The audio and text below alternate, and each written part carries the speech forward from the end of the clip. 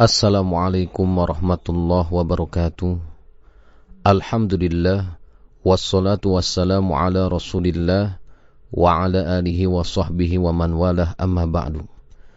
Pendengar yang dirahmati Allah, alhamdulillah kita dapat berjumpa kembali pada kesempatan kali ini dalam rangka meningkatkan keilmuan dan keimanan kita terhadap agama Allah. Dan pada kesempatan kali ini judul yang akan kita bahas dalam rubrik Wanita Islami, yaitu tentang kedudukan ibu berdasarkan sabda-sabda Nabi SAW. Pendengar yang dirahmati Allah, kita sudah memahami bersama mengenai wajibnya dan pentingnya berbakti kepada kedua orang tua.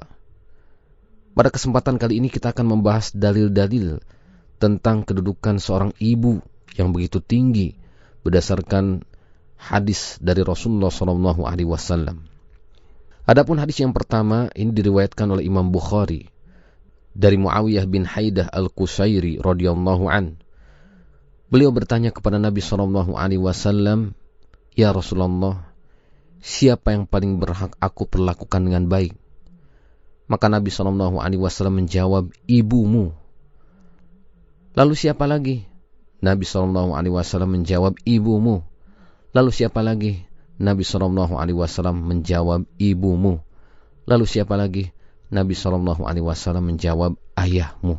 Lalu yang lebih dekat setelahnya dan setelahnya.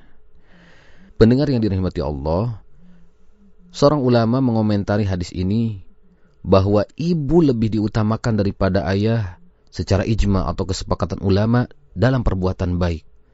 Karena dalam hadis ini bagi ibu ada 3 kali bagian daripada yang didapatkan ayah. Hal ini karena memang kesulitan yang dirasakan oleh ibu ini ketika hamil, bahkan terkadang ia bisa meninggal ketika itu. Dan juga penderitaannya tidak berkurang ketika ia melahirkan.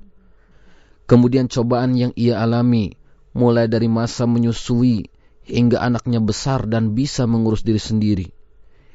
Ini semua hanya dapat dirasakan oleh seorang ibu. Dan ada pula ulama yang menukil ijma atau kesepakatan ulama bahwa kedudukan ibu lebih utama daripada kedudukan ayah. Walaupun ada sebagian ulama yang menukil adanya perbedaan pendapat dalam hal ini. Yaitu sebagian ulama mengatakan kedudukan ayah dan ibu sama. Dan ini disandarkan kepada pendapat Imam Malik rahimahullah.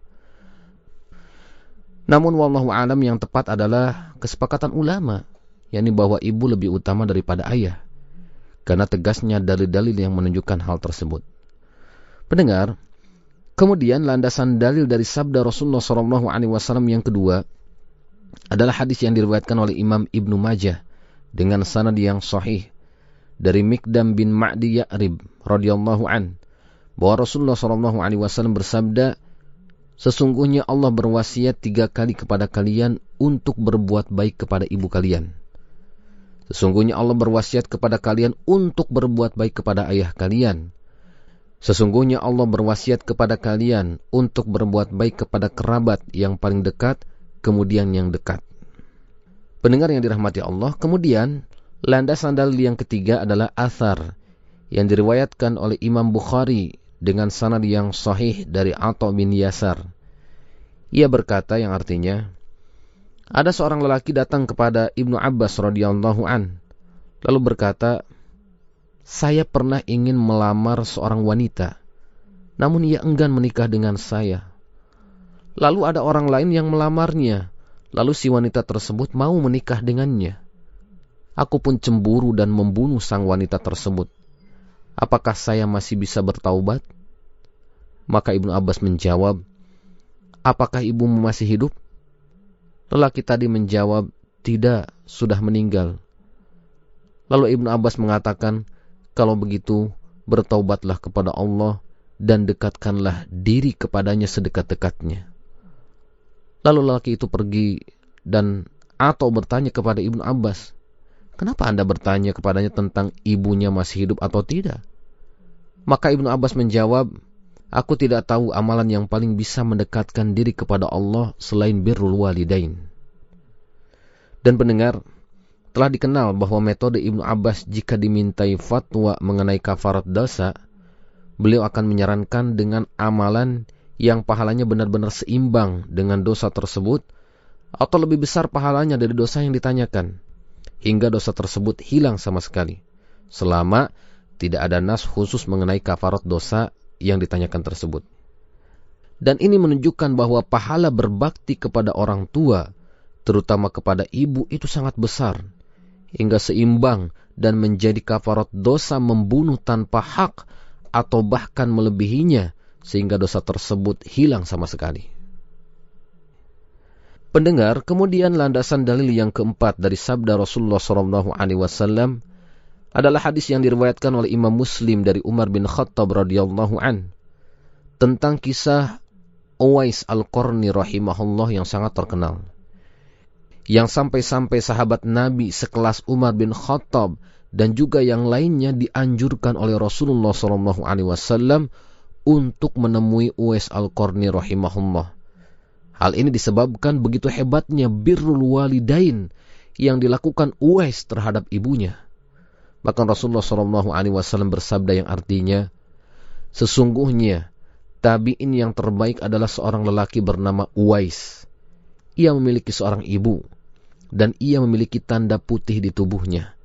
Maka temuilah ia dan mintalah ampunan kepada Allah melalui dia untuk kalian. Nah pendengar, kemudian landasan dalil yang terakhir atau yang kelima dalam pembahasan kita kali ini adalah hadis panjang yang dikeluarkan oleh Imam Muslim mengenai kisah Juraij. Yang intinya ketika Juraij dipanggil oleh ibunya, sedangkan ia sedang sholat sunnah, Juraij lebih mementingkan sholatnya dan tidak memenuhi panggilan ibunya. Akhirnya ibunya mendoakan keburukan padanya dan doa itu terkabul. Nah, Imam Nawawi dalam Syarah Muslim mengatakan bahwa para ulama mengatakan ini dalil bahwa yang benar adalah memenuhi panggilan ibu, karena Juraij sedang melakukan sholat sunnah. Terus melanjutkan sholat sunnah, hukumnya sunnah, tidak wajib. Sedangkan menjawab panggilan ibu dan berbuat baik kepadanya adalah wajib, dan mendurhakainya itu haram. Nah pendengar yang dirahmati Allah, kesimpulannya dari dalil-dalil yang telah kita bahas, para ulama mengatakan bahwa ibu adalah orang yang paling layak untuk mendapatkan perlakuan yang paling baik, bahkan lebih utama daripada ayah. Nah pendengar, demikianlah pembahasan kita pada kesempatan ini. Mudah-mudahan memberikan motivasi bagi kita untuk terus berbakti kepada ibu kita khususnya. Dan semoga Allah melimpahkan hidayahnya kepada kita semua agar menjadi insan yang berbakti dengan sungguh-sungguh kepada orang tua, terutama kepada ibu pada khususnya. Wallahu a'lam. Wassalamualaikum warahmatullahi wabarakatuh.